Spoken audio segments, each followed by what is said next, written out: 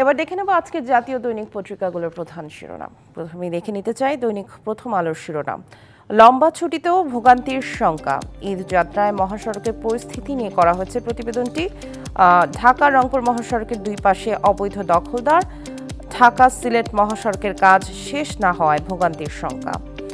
এবং এখানে চিত্রের মাধ্যমে দেখছি ব্রাহ্মণবাড়িয়ার আশুগঞ্জ নৌবন্দর থেকে আখাউড়া স্থলবন্দর পর্যন্ত 4 লেন সড়কের কাজ চলছে। অর্থাৎ ঈদ যাত্রায় সড়কের যে কাজ, সে কারণে যাত্রীদের ভোগান্তির এবং দুর্ভোগের আশঙ্কা করা হচ্ছে। চলে যাচ্ছি সমকালে। পুলিশের জনসম্পৃক্ত কর্মকাণ্ডে ভাটা, কমিউনিটি পুলিশিংয়ের পরিসর বাড়ানোর প্রস্তাব সংস্কার কমিশনের। সিটিজেন ফোরামের মাধ্যমে স্থানীয় লোকজনের সঙ্গে সম্পর্ক উন্নয়নের চেষ্টায় পুলিশ। এবং সমাজে অপরাধ বিশেষজ্ঞ একজনের মন্তব্য আছে এখানে। সামাজিক কার্যক্রম বাড়ালে পুলিশের সম্পর্কে আস্থা বিশ্বাস বাড়বে। যুগান্তর। ফ্যাসিবাদ বিরোধী প্ল্যাটফর্ম ঐক্যের উদ্যোগ নিতে হবে ডক্টর ইউনূসকে। সব দলের সঙ্গে সংলাপের পরামর্শ, সুনির্দিষ্ট কর্মসূচির ভিত্তিতে ঐক্য সম্ভব। ছাত্রদের সঙ্গে সম্পর্কের উত্তরণ ঘটাতে হবে। চলে যাচ্ছি কালবেলায়। জটিল সমীকরণে রাজনীতির মঞ্চ। ত্রয়োদশ জাতীয় সংসদ নির্বাচন নিয়ে নানা বিতর্ক আলোচনা, সেই বিষয়ে করা হচ্ছে প্রতিবেদনটি। বিএনপি জুনে নির্বাচন চায়, স্বল্পমেয়াদী সংস্কার করে ডিসেম্বর হলেও মেনে নেবে। জামায়াত চায় সংস্কার ও গণহত্যার বিচার শেষে যৌক্তিক সময় নির্বাচন। অন্যদিকে এনসিপি চায় আগের সংস্কার, গণহত্যার বিচার, গণপরিষদ ও স্থানীয় সরকার নির্বাচন। ভঙ্গুর আইন শৃঙ্খলা পরিস্থিতিতে জনসাধারণের মধ্যে উদ্বেগ উৎকণ্ঠা রয়েছে, সেটি উঠে এসেছে এই প্রতিবেদনে। বাংলাদেশ প্রতিদিন।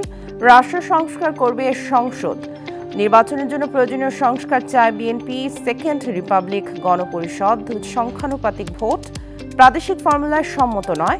আজ দলটির পক্ষ থেকে ঐকমত্য কমিশনে সংস্কার প্রস্তাব জমা দেওয়া হবে। বিএনপির যে সংবাদ সম্মেলন, সেখানেও জানানো হয়েছিল কারো এজেন্ডা যেন কর্মপরিকল্পনা না হয় সরকারের। ইত্তেফাক। গণমাধ্যম সংস্কার কমিশনের প্রতিবেদন দাখিল। গতকাল প্রধান উপদেষ্টা অধ্যাপক ডক্টর মোহাম্মদ ইউনূসের কাছে গণমাধ্যম সংস্কার কমিশনের প্রতিবেদন জমা দেন কমিশনের প্রধান কামাল আহমেদ। গণমাধ্যম কমিশন ও ওয়ান হাউস ওয়ান মিডিয়ার সুপারিশ, এখনই বাস্তবায়নযোগ্য সুপারিশ কার্যকরী উদ্যোগ নেওয়া হবে বলেছেন প্রধান উপদেষ্টা। এবং সাংবাদিকদের ন্যূনতম বেতন, বিসিএস নবম গ্রেডের মতো যোগ্যতা স্নাতক করার এবং সাংবাদিকদের জন্য একটি আচরণবিধি প্রণয়নের প্রস্তাব। কালের কণ্ঠ। দ্রুত সংস্কার ও নির্বাচনের পথে সরকার। সংস্কার আর নির্বাচন দুটি একসঙ্গে চলতে পারে, মির্জা ফখরুল বলেছেন। ঐকমত্য কমিশন নির্ধারিত সময়ের আগে কাজ শেষ করতে চায়।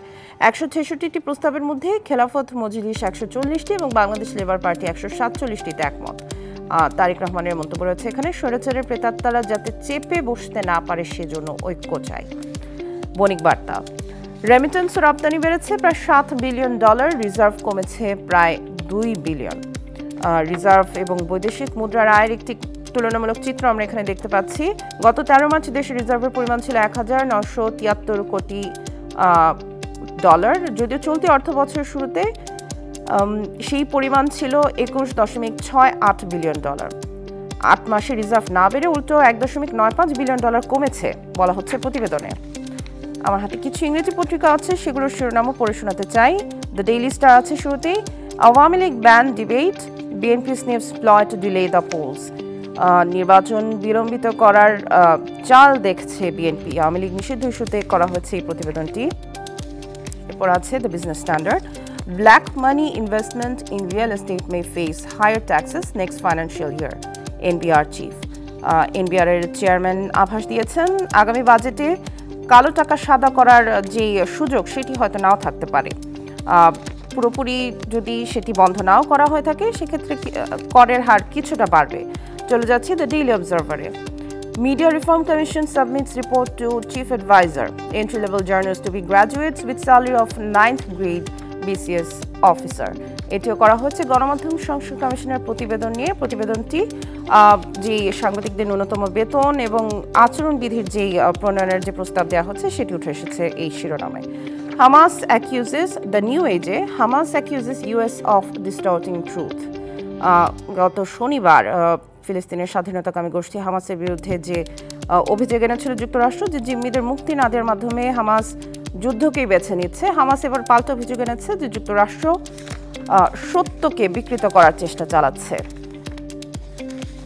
এই ছিল আজকের পত্রিকাগুলোর প্রধান শিরোনাম।